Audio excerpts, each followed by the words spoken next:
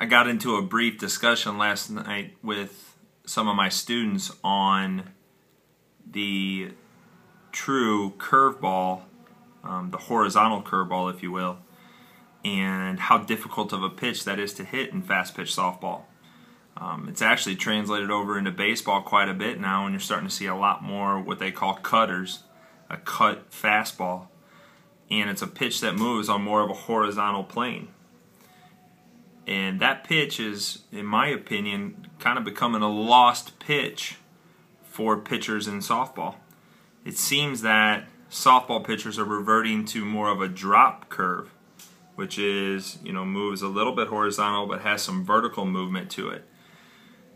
And I was talking to some of my more experienced hitters last night about, as a hitter, it's actually in our best interest that the pitchers do stick with more of that drop curve, because in all honesty, it's an easier pitch to hit. And, traditionally you think of a low pitch as being a tougher pitch to hit, but when you're swinging, the plane of your swing naturally wants to take an angle. And naturally, as you're coming into the ball, it wants to take an angle. So that angle is actually perfectly matched up with the movement of a drop curve. So a curveball, it's moving towards the outside part of the plate for a right-handed batter from a right-handed pitcher, and if it adds that drop movement to it, it's actually moving right into the plane of your swing. Now take a true horizontal curveball, which is a little bit of a lost art. That pitch is a tougher pitch to hit because it's purely horizontal. That pitch is moving on a horizontal plane, so it's common that we'll see a hitter pop that pitch up or cut underneath that pitch and almost hit a sliced fly ball to right field.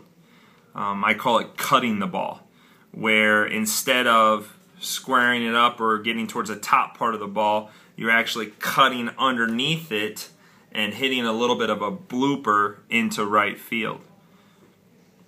Now, a lot of my hitters were asking, why that horizontal curveball is lost, and I don't 100% know that answer.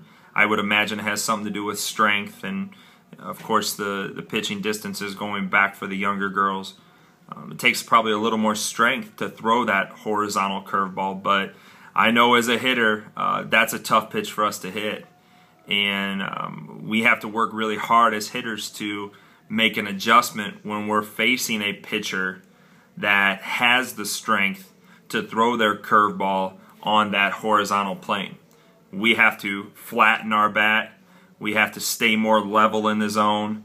And that's really the only chance we have to be able to get on top of the ball and still create good backspin to give us a chance to hit that horizontal curveball with power.